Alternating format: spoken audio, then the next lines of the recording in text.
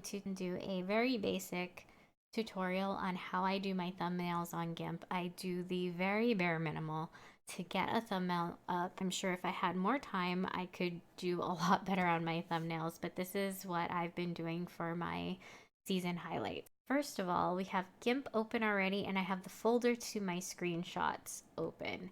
Now this is the actual folder to screenshots where everything goes when you hit print screen in game.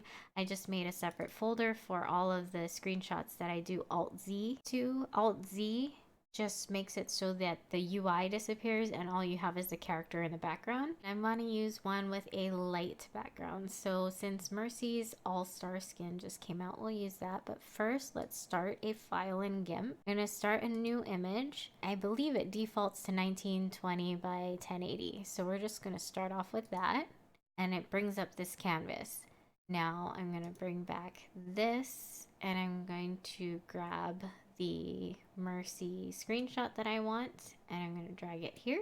And you can't see it because it's under this white background now. So I'm going to click on the background and then right click it. I'm going to delete that layer so that I get rid of it and it's a transparent background now. This doesn't fill up the entire canvas, so I need to resize it. We're going to the scale tool right there. And we're going to resize this so it fills up the entire canvas. And now we're going to move it. So we go to the four-way arrow here and it's the moving tool. We're going to drag it so that we don't see any more of that transparent background. And you can see the outline of the picture. That's how much of the picture I'm cutting out, but I'm okay with that as long as the canvas is completely full. Now the next thing that we're going to do is we're going to add text. I could add text to this screenshot layer, but I'd prefer not to, so we'll add a layer that goes above it. Actually, I think that it automatically creates layers if I go into text, and I don't want this purple color, so we're going to change the purple to white.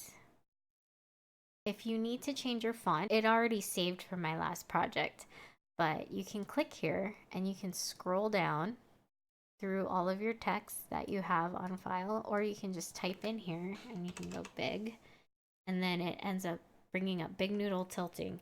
Now Big Noodle Tilting is the Overwatch font and Oblique is the slanted one. So when you're in game and you see like the slanted font, like game starting, play of the game, all that kind of stuff, I'm just going to use Oblique and we are going to type here.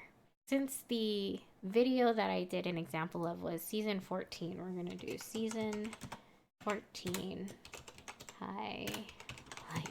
And this looks a little bit small to me. So what we're going to do is highlight all of the letters. There's boxes around letters. You can actually click on certain letters and select them and alter them one by one. We're going to change this so it's twice as big. So 200. And that looks a lot better to me. It looks like if I shrunk this down to something on a cell phone, you could see that a lot easier than you could the previous size text. Now, it's not in the ideal location. It's really close to Mercy, and there's all this space on the side. So what we're going to do is grab the moving tool, and we're going to move this text over to the side. Right about there. That looks fine. Basically, around head level and chest level is fine. And then on this side, I'll put like a little description and it will be lower in this empty space. So from here, you can see the white is extremely hard to see on the light background. And what I like to do is to add a filter. So you go to filters, light and shadow, and go down to drop shadow. And it adds this nice little fade here. And actually I realized that it's cutting off part of the shadow, so we're going to go back into text. I'm going to click on that, click edit, and it's going to delete the drop shadow, so we're going to have to redo it, but I'm just going to make the box bigger so that the shadow doesn't get cut off. Now we're going to go back into filters, light and shadow, and drop shadow, and I'm just going to hit OK and put a slight shadow behind it. And instead of screwing around with all those toggles that came up on the light and shadow, I'm just going to do it twice. So it's twice as dark. So filters, light and shadow, drop shadow. Instead of screwing around with these, I'm just going to make it okay. And now it's twice as dark. Now we're going to do the text down here on this side. And I'm going to add a new layer. So I'll go here, Pretty sure it's going to add a new layer. I'm going to make it justified to the right. I believe there was a Lucio, a boop, suicide, play of the game. There was turret, carries. Let me see what else can we put on there. I have the clips. Here, season 14. We'll take a peek really quick.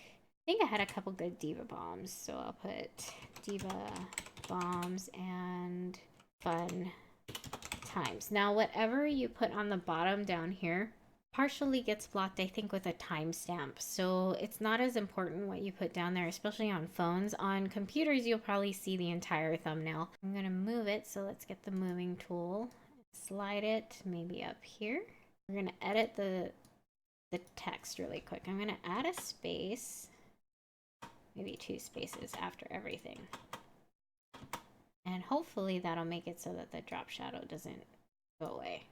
See, every time I move it over, it moves that too. So I'm going to add 1 more space to everybody. And I think that'll cover the drop shadow so that when I do the drop shadow, there's not a line where the drop shadow cuts off.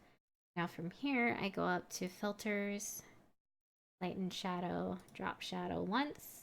Okay. Filters, lighten shadow, drop shadow twice.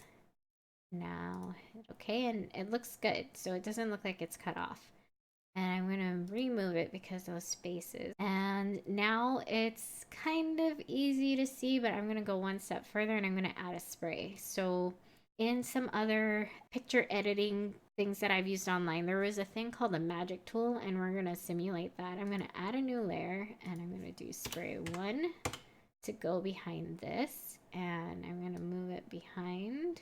I could actually leave it at the top, and I'm going to move the season 14 text all the way to the top, so the text sits on top of the spray. Now the spray, I'm going to grab a brush. And the paintbrush that I use is this one up here.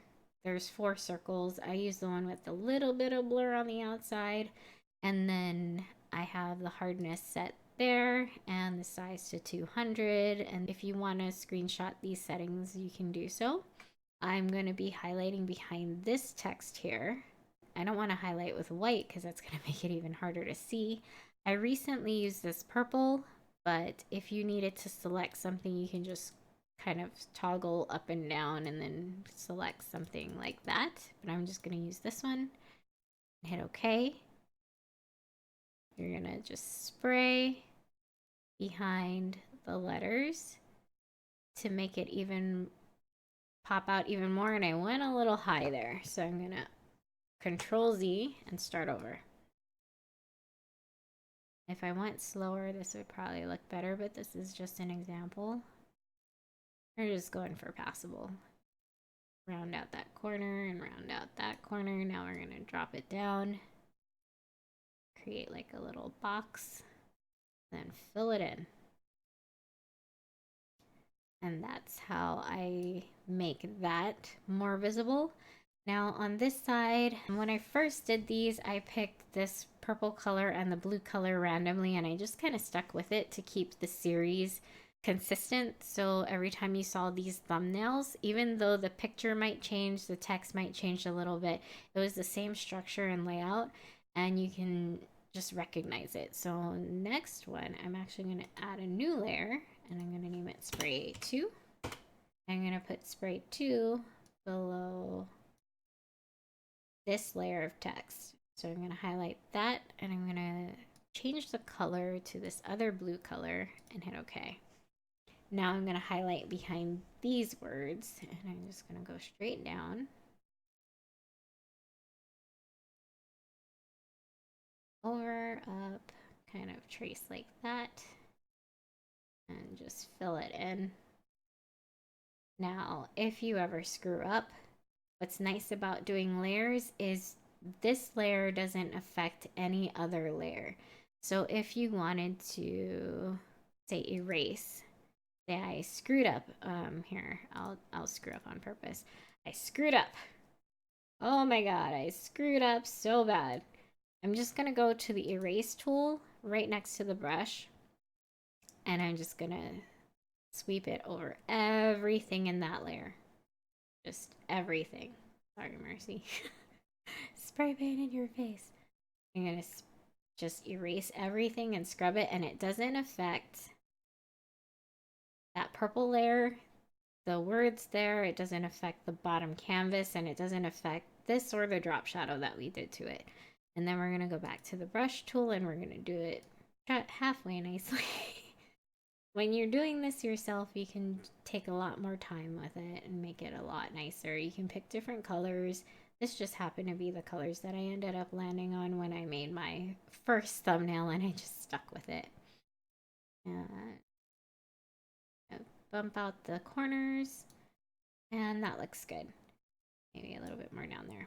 Once you have everything set up the way that you like it, you can go to Save As. Now I have this set to my desktop. I have a folder called Stream. I save it to there, and I'll put example as the XCF. The XCF is the project type for GIMP, and save it. That way you save this project. Now once you do that, if you do another thumbnail in the same series, all you have to do is go to the text, highlight it, go to the text tool up here. You can click here and edit. All the drop shadows will go away, but you can do like season 15.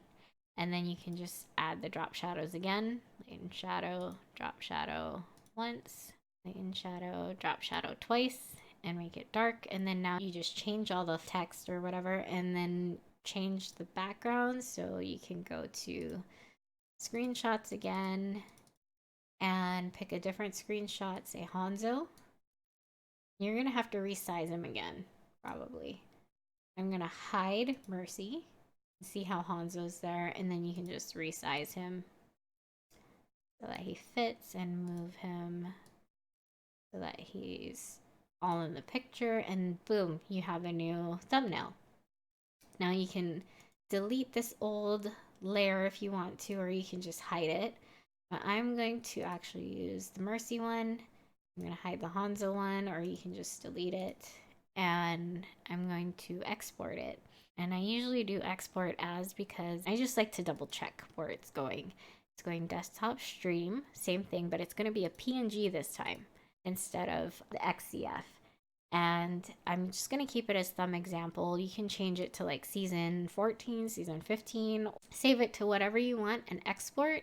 And when you export, it's going to take all of these layers and flatten them down. So right now, this is a lot of pixels. It's a layer of this pixel, it's a layer of text pixel, a layer of drop shadows, and all this kind of stuff. Exporting will flatten out the image. And the only thing that I usually do on this pop-up is if save background color is checked, I uncheck it. And it's already unchecked, so I'm going to click export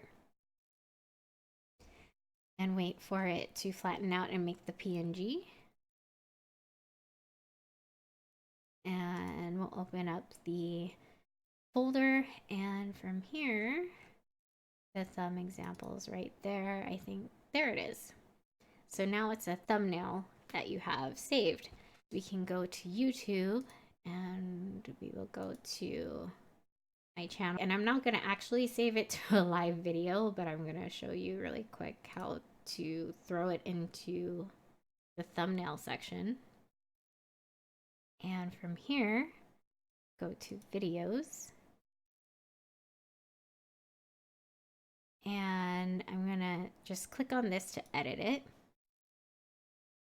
And here's the thumbnail section. I usually add the thumbnail here instead of when I'm uploading the video, because I feel like uploading the video and uploading a picture makes the video upload go slow. I'm not sure if that's true or not. That's how it feels. Open up my stream. I'm gonna take the thumb example. I'm gonna drag it down here.